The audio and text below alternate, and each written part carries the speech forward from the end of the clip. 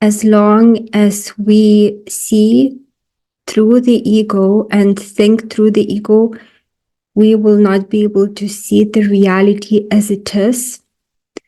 And in A Course in Miracles, what we see is called a private world. And interestingly, Nisargadatta Maharaj, about whom I made the last video, has the same to say about what we see. So when we see through the ego, we don't see the reality as it is, but we see it distorted.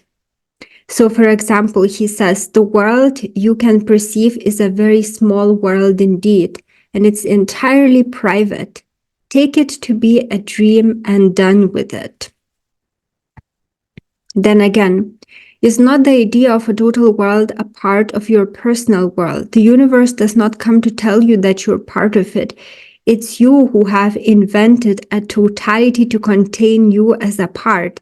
In fact, all you know is your own private world. However well, you have furnished it with your imaginations and expectations. And again, he says, take dream for an example. In a hospital, there may be many patients, all sleeping, all dreaming, each dreaming his own private, personal dreams, unrelated, unaffected, having one single factor in common, illness. Similarly, we have divorced ourselves in our imagination from the real world of common experience and enclosed ourselves in a cloud of personal desires and fears, images and thoughts, ideas and concepts. So when we practice mindfulness, we understand how much the reality is attacked for us not to be able to wake up. There will always be distortions coming. And in A Course in Miracles, they are also called adjustments to reality. So the reality is as it is, but the ego always attacks it so that we don't see it. So it will introduce fears about the future. It will start dwelling on the past. Fears of imaginary situations will be introduced. There will be a repetition of things past in our minds. There will be random thoughts coming into our minds. So when we observe our mind, we understand how much we are attacked with that which is not truth. And these things, including our desires, distort that which is. And in A Course in Miracles, it is told that even imagination distorts the reality because that's not what it is. As it's told in A Course in Miracles, pursuit of the imagined leads to death because it is the search for nothingness. And while you seek for life, you ask for death.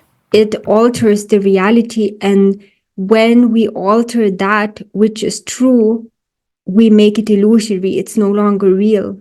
And the reason we do it is because we are not satisfied with what we have. However, when we start operating through the Holy Spirit, the reality becomes totally satisfactory and there's no need anymore to introduce any kind of imaginations and desires to it, and the fears disappear. So the private world is no longer there, because in A Course in Miracles, it is told that as long as we have private thoughts, we will perceive private world. So as long as there is any kind of private content in our minds in the form of fears, desires, random thoughts, these will create an seemingly outer experience that is still our private world. However, when we stay totally present, and this we can do only through forgiveness, then we will see an open world. This is according to Nisargadatta Maharaj. Also, he actually named it an open world, that he is no longer in a private world. He is in an open world, sharing the world with others, and he is no longer stuck in his private world. And we can only really stay present if we practice forgiveness, because then that presence is with us not only through meditation, but when we finish meditation and eventually we no longer even need to meditate, as through forgiveness we dissolve our past karma. And so we have less and less to think about and then eventually this dissolves into the present moment. So let me read out to you what A Course in Miracles says about this adjustment of reality. Sin as an adjustment. The belief in sin is an adjustment, and an adjustment is a change, a shift in perception, or a belief that what was so before has been made different. Every adjustment is therefore a distortion and calls upon defenses to uphold it against reality. So this is talked a lot in A Course in Miracles, that we create distortions and then we try to protect them against reality through our anger, through seeing others as guilty and so forth. So we are introducing distortions, that which is not true, and we try to uphold them because what we create, we believe in. This is the way that it is because we were created this way. As God believes fully in what it creates, so do we do the same. Knowledge requires no adjustment, and in fact is lost if any shift or change is undertaken. And that's why in A Course in Miracles, it is told that to solve a problem is to see it in its totality, because the solution will lie there also. But the ego tries to zoom in to one detail, take it and run with it, like to solve specific details without looking at the wholeness of the situation. And this actually doesn't solve the problem. But when we really zoom back out and see the totality of the situation, we will see the solution also. So we are not trying to change anything. We're just observing through the help of the Holy Spirit what is, and therefore we see that the solution is there.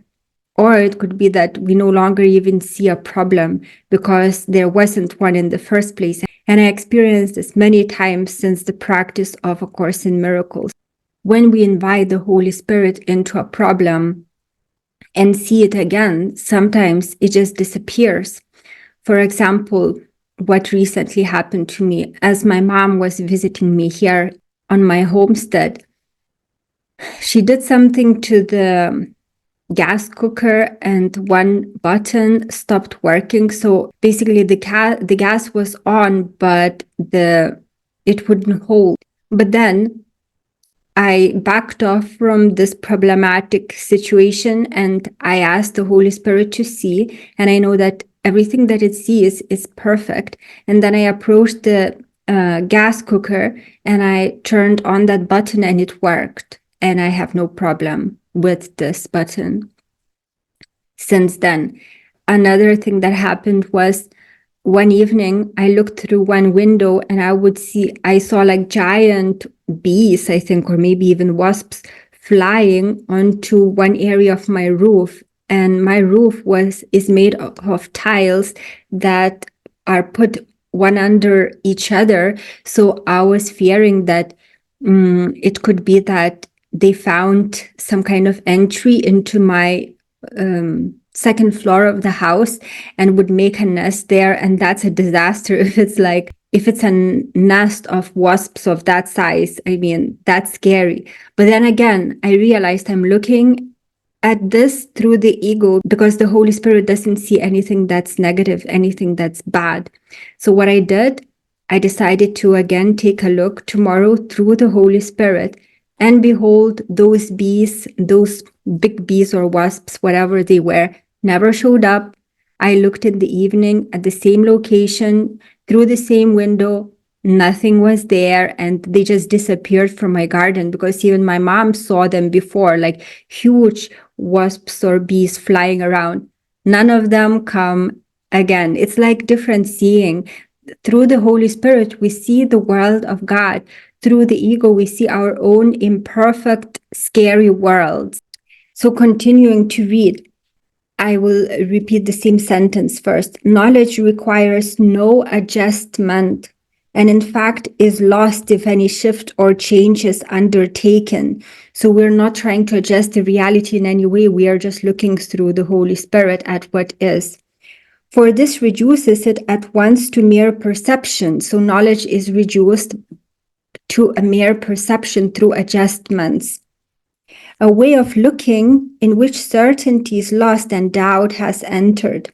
To this impaired condition are adjustments necessary because they are not true. Who need adjust to truth which calls on only what he is to understand? So our private worlds are made up of these adjustments to reality. And as I said, as you start being mindful, you will see how much your mind is attacked.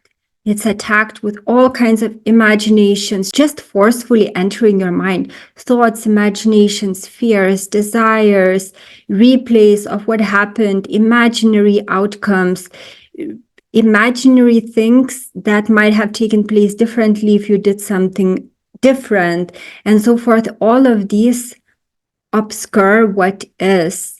And as we practice forgiveness, we forgive whatever annoys us, irritates us, angers us, then we start getting periods where the mind is not attacked. We're just perceiving everything as perfect. We feel totally at peace, and this keeps increasing the more we forgive. And that's the power of forgiveness. It starts dissolving all the impurities in us and the negativities we see in the world. And therefore, the light that we really are starts shining, and it shows to us the world that is very different. And here's a promise that A Course in Miracles gives. If you accept forgiveness as your only function, so forgiveness should be the reason you are in this world. You are here only to forgive so that you dissolve that which is not true and you see that which is real. So when you don't have any contradictory functions, such as, working to keep the body beautiful, glorifying your body, glorifying intellect or anything else, trying to survive, working hard, coming up with schemes to survive, but your only function in this world is forgiveness. Here's what's promised to you. Once you accept his plan as the one function that you would fulfill, there will be nothing else the Holy Spirit will not arrange for you without your effort and without is emphasized. So if you have only this as your function in the world, everything will be supplied for you without your effort. It's the ego that goes out, thinks of plans and works hard to get what it wants. But if you accept the plan of the Holy Spirit as your only function, everything will be provided for you without your effort. And furthermore, it says, he will go before you, making straight your path and leaving in your way no stones to trip on and no obstacles to bar your way. Nothing you need will be denied you, not one seeming difficulty, but will melt away before you reach it. You need take thought for nothing. Isn't it beautiful? We need take thought for nothing. Careless of everything except the only purpose that you would fulfill. As that was given you, so will its fulfillment be. God's guarantee will hold against all obstacles, for it rests on certainty and not contingency. It rests on you, and what can be more certain than a son of God? And since I read out what Nisargadatta Maharaj has to say about private worlds, there are also some passages in A Course in Miracles talking about it.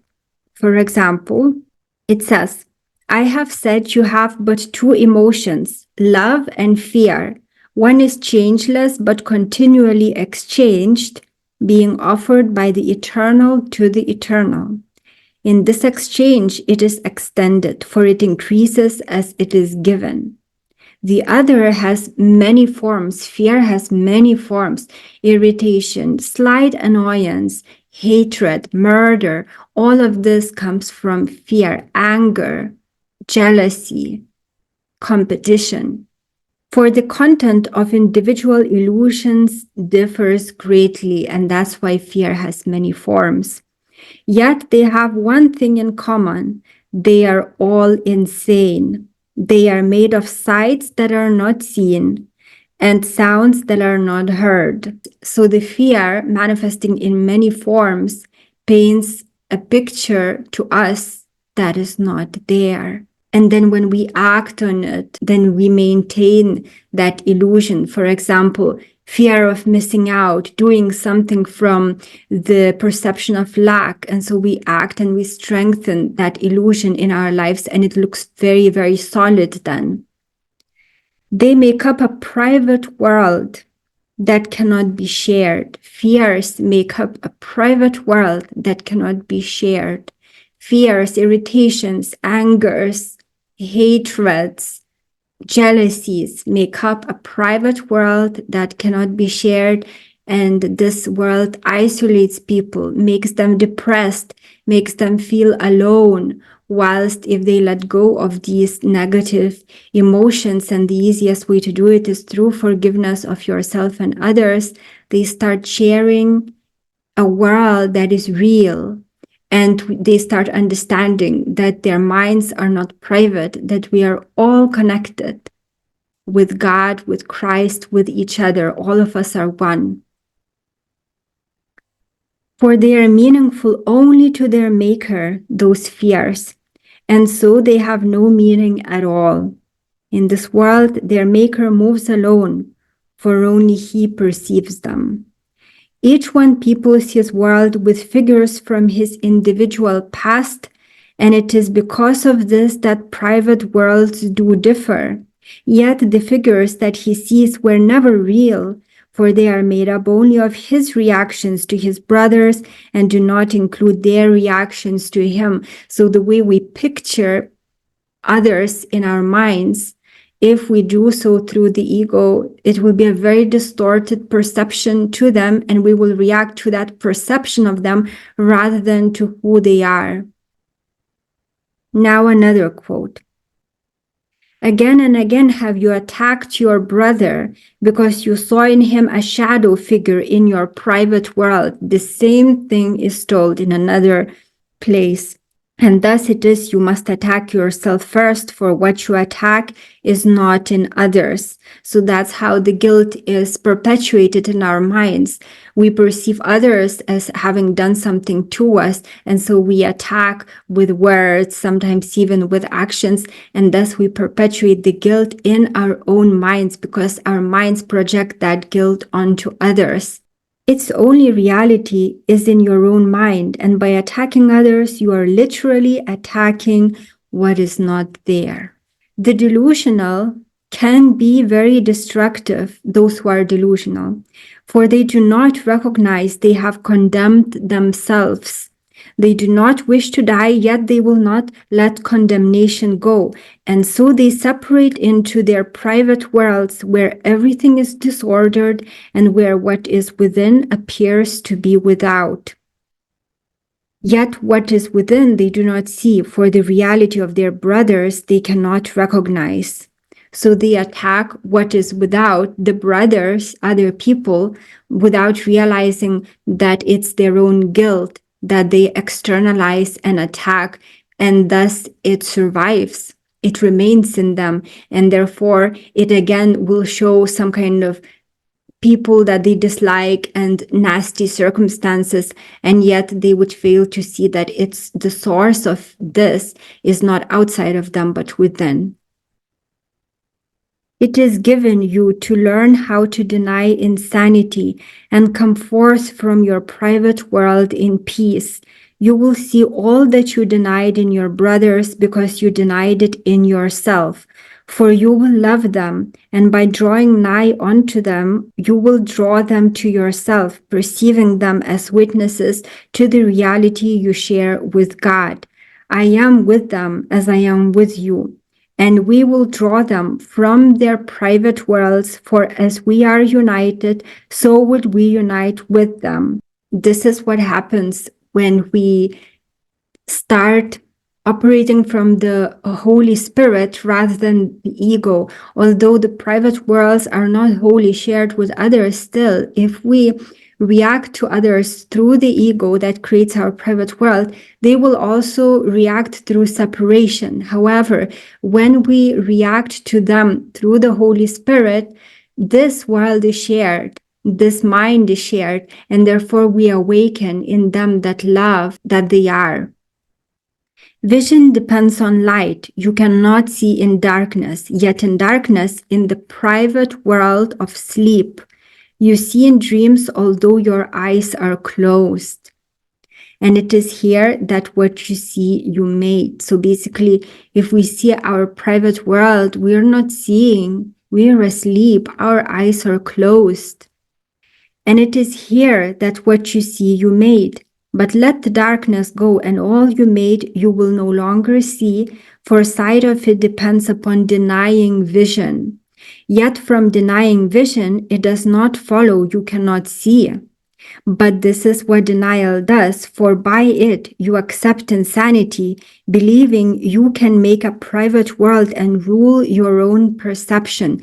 So when we see without God, we don't see, but we perceive that which is not true. Yet for this light must be excluded when we sleep. Dreams disappear when light has come and you can see. And finally, the last quote in A Course in Miracles about a private world comes from lesson 54, and it says, I'm not alone in experiencing the effects of my seeing. If I have no private thoughts, I cannot see a private world. Even the mad idea of separation had to be shared before it could form the basis of the world I see. Yet that sharing was a sharing of nothing. I can call upon my real thoughts, which share everything with everyone. As my thoughts of separation call to the separation thoughts of others, so my real thoughts awaken the real thoughts in them. And the world my real thoughts show me will dawn on their side as well as mine. So it is told in A Course in Miracles that the surface thoughts are the ego thoughts that continuously attack our mind. But beneath that, if we go deep into meditation or we practice forgiveness until a lot has been forgiven, we start accessing our real thoughts that we think with God. And those thoughts are shared by everyone. We are all one, but in this reality, we are seen as separate. But there are real thoughts that we have, the thoughts that we share with God, but they are behind the thick layer of ego thoughts. We start practicing this thought system, which starts removing the ego from our lives. And we start remembering who we are, because the thought system of A Course in Miracles is our thoughts. So that's what happens when people seriously practice A Course in Miracles and start thinking along the lines of it. And then they start hearing the Holy Spirit, and they eventually understand that this is actually their own selves that they are hearing. So isn't it encouraging to continuously forgive and seeing the results of that, of feeling happier, feeling lighter, seeing the world as a happier place, things coming into our experience in the form of blessings effortlessly, only as a result of us taking on the only function of forgiveness. And the task of removing this private world shouldn't be frightening, because what the private world shows is distorted, and it's based on fear, and it's based on separation, and you feel alone. But as you start dissolving the private world, what you get is a shared world, the world you share with God and with Christ, the world that lacks nothing and where all your needs are met.